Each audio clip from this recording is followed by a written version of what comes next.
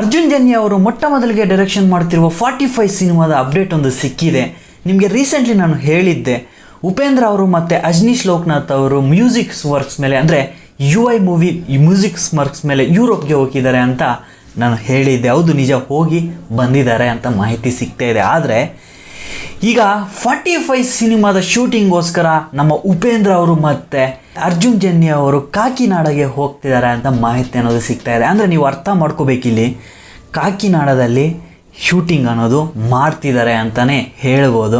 So ಈ ಸಿನಿಮಾದಲ್ಲಿ ನಿಮ್ಗೆ ಈಗಾಗಲೇ ಗೊತ್ತಿರೋ ಹಾಗೆ ನಮ್ಮ ಉಪೇಂದ್ರ ಅವರು, ಅದ್ರ ಜೊತೆಗೆ ಶಿವಣ್ಣ ಅವರು, ಅದರ ಜೊತೆಗೆ ರಾಜ್ ಬಿ ಶೆಟ್ಟರು, ಈ 3 ವ್ಯಕ್ತಿಗಳು ಸ್ವತಃ ಈ ಮೂವಿಯಲ್ಲಿ ಆ್ಯಕ್ಟ್ ಮಾಡ್ತಿದ್ದಾರೆ, ದೊಡ್ಡ ದೊಡ್ಡ ಪಾತ್ರಗಳಲ್ಲೇ ಮಾಡ್ತಿದ್ದಾರೆ ಅಂತ ಈಗಾಗಲೇ ಮೂವಿ ತಂಡದಿಂದ ರಿವೀಲ್ ಅನ್ನೋದನ್ನು ಮಾಡಿದ್ದಾರೆ. ಸೊ ಇನ್ನು ನೆಕ್ಸ್ಟ್ ವಿಷಯಕ್ಕೆ ಹೋಗೋದಕ್ಕಿಂತ ಮುಂಚೆ ನಮಸ್ಕಾರ, welcome back to the Gajendra 2.0 family cinema news episode number 21ಗೆ ಪ್ರತಿಯೊಬ್ಬರು ಸ್ವಾಗತ ಹೇಳ್ತಾ ಇಡೋಣ. ಶುರು ಮಾಡೋಣ. ಈಗಾಗಲೇ ಶುರು ಮಾಡಿ ನೀವು ಮೊದಲನೇ ನ್ಯೂಸ್ ಅನ್ನೋದು ಈಗಾಗಲೇ ನೀವು ಕೇಳಿಸ್ಕೊಂಡಿರ್ತೀರ.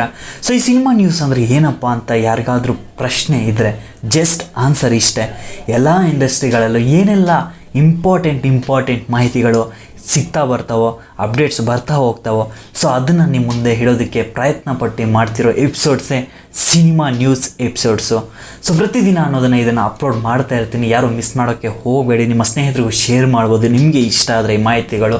ನೆಕ್ಸ್ಟ್ ನ್ಯೂಸ್ ವಿಷಯಕ್ಕೆ ಬಂದರೆ, ಉತ್ತರಾಖಂಡ್ ಸಿನಿಮಾದಲ್ಲಿ ನಮ್ಮ ಶಿವಣ್ಣ ಅವರ ಸೆಕೆಂಡ್ ಶೆಡ್ಯೂಲ್ ಅನ್ನೋದನ್ನು ಮುಗಿಸ್ಕೊಂಡು ಬೆಳಗಾವಿಯ ಯಲ್ಲಮ್ಮ ದೇವಸ್ಥಾನಕ್ಕೆ ಹೋಗಿ ಭೇಟಿ ನೀಡಿದ್ದಾರೆ ಅಂತ ಮಾಹಿತಿ ಅನ್ನೋದು ಸಿಗ್ತಾ ಇದೆ.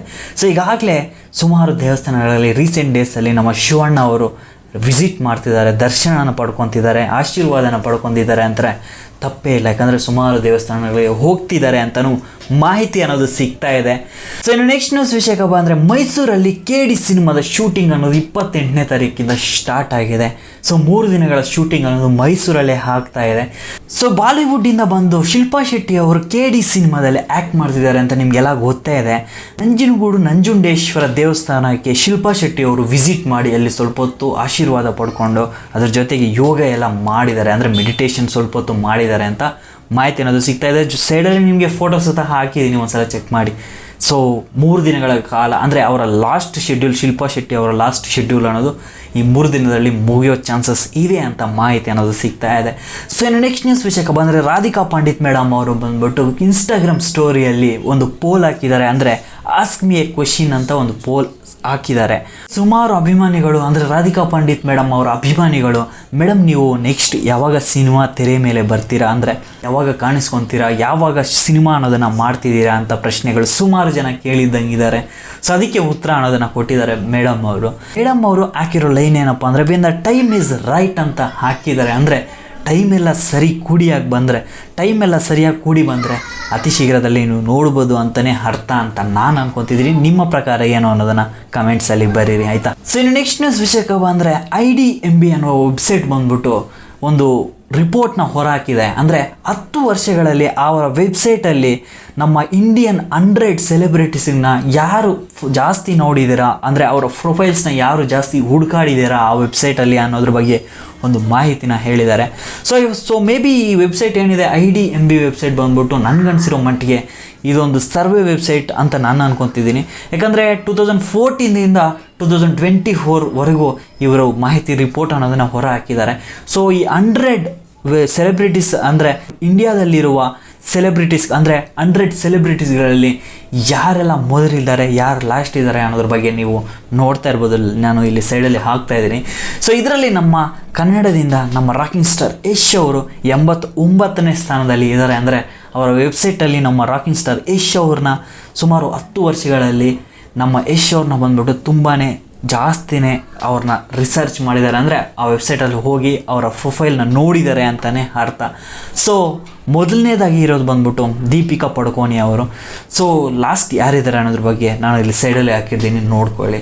ನೆಕ್ಸ್ಟ್ ನ್ಯೂಸ್ ವಿಷಯಕ್ಕೆ ಬಂದರೆ, ಪುಷ್ಪ 2 ಸೆಕೆಂಡ್ ಸಿಂಗಲ್ ಅನ್ನೋದು ಈಗಾಗಲೇ ರಿಲೀಸ್ ಆಗಿದೆ. ಅಂದರೆ ಕಪಲ್ ಸಾಂಗ್ಸ್ ಅಂತ ಇದನ್ನು ಟೈಟಲ್ ಇಕ್ಕಿ ರಿಲೀಸ್ ಮಾಡಿದ್ದಾರೆ ಎಲ್ಲ ಭಾಷೆಗಳಲ್ಲೂ. ಸೊ ನಿಮಗೆ ಇಷ್ಟ ಆಯಿತಾ, ನಿಮಗೆ ಏನು ಇಷ್ಟ ಆಯಿತು ಅಥವಾ ಯಾವ ಲೈನ್ಸ್ ಇಷ್ಟ ಆಯಿತು ಅನ್ನೋದ್ರ ಬಗ್ಗೆ ನೀವು ನೋಡಿದರೆ ಕಮೆಂಟ್ ಬಾಕ್ಸಲ್ಲಿ ಬರೀರಿ. ನಾನು ಯಾವುದೇ ಕಾರಣಕ್ಕೂ ರಿವ್ಯೂ ತಂಟಕ್ಕೆ ಹೋಗಲ್ಲ, ಯಾಕಂದರೆ ಪ್ರತಿಯೊಬ್ಬರು ಕಷ್ಟಪಟ್ಟು ಬರೆದಿರ್ತಾರೆ, ರಿವ್ಯೂ ಹೇಳೋ ಅಷ್ಟು ದೊಡ್ಡ ವ್ಯಕ್ತಿ ನಾನು ಅಲ್ವೇ ಅಲ್ಲ. ಸೊ ನಾವೇನಿದ್ರು ಅಪ್ಡೇಟ್ಸ್ನ ತಿಳಿಸ್ಕೊಡ್ತೀವಿ ಅಷ್ಟೇ. ಸೊ ಯಾವ ರೀತಿ ಏನಿದೆ ಏನು ಅನ್ನೋದ್ರ ಬಗ್ಗೆ ನಾವು ಯಾವತ್ತೂ ಡಿಸ್ಕಷನ್ ಮಾಡೋದಕ್ಕೆ ಹೋಗೋದಿಲ್ಲ. ಸೊ ನಿಮಗೆ ಏನು ಅನಿಸುತ್ತೆ ಅನ್ನೋದನ್ನು ನೀವು ಧಾರಾಳವಾಗಿ ಕಮೆಂಟ್ಸಲ್ಲಿ ಬಂದರೆ ನಾನು ಅದನ್ನು ನೋಡಿ ತಿಳ್ಕೊತೀನಿ. ನಿಮ್ಮ ಅಭಿಪ್ರಾಯ ಏನಿರ್ಬೋದು ಇದ್ರ ಬಗ್ಗೆ ಅನ್ನೋದನ್ನು ನಾನು ತಿಳ್ಕೊತೀನಿ. ಸೊ ಇನ್ನು ಲಾಸ್ಟ್ ಆ್ಯಂಡ್ ಫೈನಲ್ ನ್ಯೂಸ್ ವಿಷಯಕ್ಕೆ ಬಂದರೆ, ಪ್ರತಿ ಸಲನೂ ತುಂಬಾ ಇದ್ರ ಬಗ್ಗೆ ನಾನು ಹೇಳ್ತಾ ಇರ್ತೀನಿ, ನನ್ನ ಇನ್ಸ್ಟಾಗ್ರಾಮಲ್ಲಿ ಸ್ಕ್ಯಾಮ್ ಆಗ್ತೀರಾ, ಸ್ವಲ್ಪ ಜೋಪಾನವಾಗಿ ಯಾವುದೇ ಒಂದು ಕೆಲಸ ಮಾಡುವಾಗ ಸ್ವಲ್ಪ ಜೋಪಾನವಾಗಿ ರಿಸರ್ಚ್ ಮಾಡಿ ಅಂತ. ಸೊ ಇದೇ ರೀತಿ ಜಗಪತಿ ಬಾಬು ಅವರು ಒಂದು ವಿಡಿಯೋ ಮುಖಾಂತರ ತಿಳಿಸಿದ್ದಾರೆ ಒಂದು ಮಾಹಿತಿನ.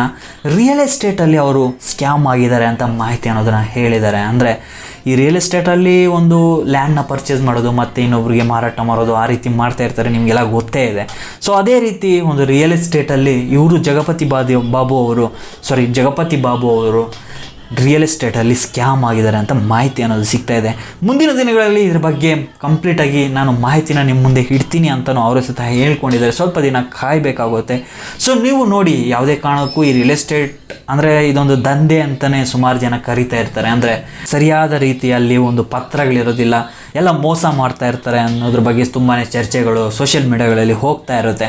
ಸೊ ನೋಡಿ, ನೀವು ಯಾವುದೇ ಒಂದು ಲ್ಯಾಂಡ್ನ ಪರ್ಚೇಸ್ ಮಾಡ್ಕೋಬೇಕು ಅಂದರೆ ಸ್ವಲ್ಪ ಹಿಂದೆ ಮುಂದೆ ಯೋಚನೆ ಮಾಡಿ. ಅದ್ರ ಜೊತೆಗೆ ನಿಮಗೆ ಗೊತ್ತಿಲ್ಲದೆ ರೈತರೆ ತುಂಬ ದೊಡ್ಡ ವ್ಯಕ್ತಿಗಳು, ಅಂದರೆ ತುಂಬ ಇಂಟೆಲಿಜೆಂಟ್ ವ್ಯಕ್ತಿಗಳೇ ಇದ್ರ ಬಗ್ಗೆ ಇರ್ತಾರೆ, ಅವ್ರನ್ನ ಮೀಟ್ ಮಾಡಿ ಅವರ ಸಜೆಷನ್ಸ್ ತಗೊಳ್ಳಿ. ಒಬ್ಬರಲ್ಲ 3-4 ಜನರ ಸಜೆಷನ್ಸ್ ತೊಗೊಂಡು ಇನ್ವೆಸ್ಟ್ಮೆಂಟ್ ಅನ್ನೋದನ್ನು ಹಾಕಿ. ಯಾಕಂದರೆ ಹಣ ಹೋದ್ಮೇಲೆ ಮತ್ತೆ ಪಡ್ಕೊಳ್ಳೋದಿದೆಯಲ್ಲ, ಅದು ತುಂಬಾ ಕಷ್ಟ ಅಂತಲೇ ಹೇಳ್ತೀನಿ. ಸೊ ಇದಾಗಿತ್ತು ನಿನ್ನೆ ಇವತ್ತಿನ ನ್ಯೂಸ್ ಅಪ್ಡೇಟ್ಸ್. ಕಂಪ್ಲೀಟಾಗಿ ನಿಮ್ಮ ಮುಂದೆ ಇಟ್ಟಿದ್ದೀನಿ. ಅಂದರೆ ನಮ್ಮ ಇಂಡಸ್ಟ್ರಿಗಳಲ್ಲಿ ಏನೆಲ್ಲ ಇಂಟ್ರೆಸ್ಟಿಂಗ್ ಆಗಿ ನಿಮಗೆ ತಿಳಿಸ್ಬೇಕು ಅಂತ ನನಗನ್ನಿಸ್ತು, ಅದನ್ನು ನಿಮ್ಮ ಮುಂದೆ ಇಟ್ಟಿದ್ದೀನಿ. ಸೊ ಇನ್ ಕೇಸ್ ಏನಾದರೂ ನಿಮಗೆ ಈ ವಿಡಿಯೋ ಅಥವಾ ಈ ಮಾಹಿತಿಗಳು ಇಷ್ಟ ಆಗಿದ್ದರೆ ದಯವಿಟ್ಟು ನನಗೋಸ್ಕರ ಲೈಕ್ ಆ್ಯಂಡ್ ಸಬ್ಸ್ಕ್ರೈಬ್ ಮಾಡಿಕೊಂಡು ನಿಮ್ಮ ಸ್ನೇಹಿತರಿಗೂ ಶೇರ್ ಮಾಡಿದ್ರೆ ನೆಕ್ಸ್ಟ್ ವಿಡಿಯೋ ಮಾಡೋದಕ್ಕೋಸ್ಕರ ತುಂಬಾ ಬೂಸ್ಟ್ ಸಿಗುತ್ತೆ. ಸೊ ಯಾಕಂತ ಗೊತ್ತಿಲ್ಲ, ಭಗವಂತ ಗೊತ್ತಿಲ್ಲ, 20-30 ದಿವಸ ಹೋಗೋದು. ಸೊ ಸೀರಿಯಸ್ಲಿ ಗುರು, ಕನ್ನಡದಲ್ಲಿ ಮಾತ್ರನೇ ಈ ರೀತಿ ಆಗುತ್ತೆ ಅಂತ ನನಗನ್ಸುತ್ತೆ. ತೆಲುಗುದಲ್ಲಿ ಅಥವಾ ಹಿಂದಿಯಲ್ಲಿ ಯಾರೆಲ್ಲ ಯೂಟ್ಯೂಬರ್ಸ್ ಇದ್ದಾರೋ, ನಮ್ಮ ಕನ್ನಡದ ಸಿನಿಮಾಗಳನ್ನ ಅವರು ರಿವ್ಯೂಸ್ ಮಾಡಿಕೊಂಡು ಅಥವಾ ನಮ್ಮ ಕನ್ನಡದ ಸ್ಟಾರ್ಸ್ ಬಗ್ಗೆ ಮಾತಾಡಿಕೊಂಡು ಸುಮಾರು ಮಿಲಿಯನ್ ವ್ಯೂಸ್ ಪಡ್ಕೊಳ್ತಾ ಇರ್ತಾರೆ. ಸೊ ಗೊತ್ತಿಲ್ಲ, ನಮ್ಮ ಕನ್ನಡದಲ್ಲೇ ಈ ರೀತಿ ಆಗುತ್ತಾ ಏನೋ. 20 ಜನ ನೋಡ್ತಾರೆ ಅಥವಾ 30 ಜನ, ಅಮ್ಮಮ್ಮ ಅಂದರೆ 100 ಜನಕ್ಕೆ ಹೋಗೋದಿಲ್ಲ, 50 ಜನ ಅಂದರೆ ಲಾಸ್ಟ್ ಅಷ್ಟೇ. ಸೊ ಇಟ್ಸ್ ಓಕೆ, ಪ್ರತಿದಿನ ವೀಡಿಯೋಸ್ ಮಾಡ್ತಾ ಇರ್ತೀನಿ. ಯಾವತ್ತೋ ಒಂದು ದಿನ ಭಗವಂತ ನಮಗೂ ಒಳ್ಳೆಯದು ಮಾಡ್ತಾನೆ ಅಂತ ನಾನು ಅಂದ್ಕೊತಿದ್ದೀನಿ. ಸೊ ನಿಮ್ಮ ಕೆಲಸ ಏನಿಲ್ಲ, ಜಸ್ಟ್ ಒಂದು ಲೈಕ್ ಆ್ಯಂಡ್ ಸಬ್ಸ್ಕ್ರೈಬ್ ಮಾಡಿಕೊಂಡ್ರೆ ತುಂಬಾ ಖುಷಿ ಆಗುತ್ತೆ. Love you all. ನೆಕ್ಸ್ಟ್ ವಿಡಿಯೋದಲ್ಲಿ ಸಿಗ್ತೀನಿ. ಅಪ್ಪ ಅಮ್ಮನ ಚೆನ್ನಾಗಿ ನೋಡ್ಕೊಳ್ಳಿ.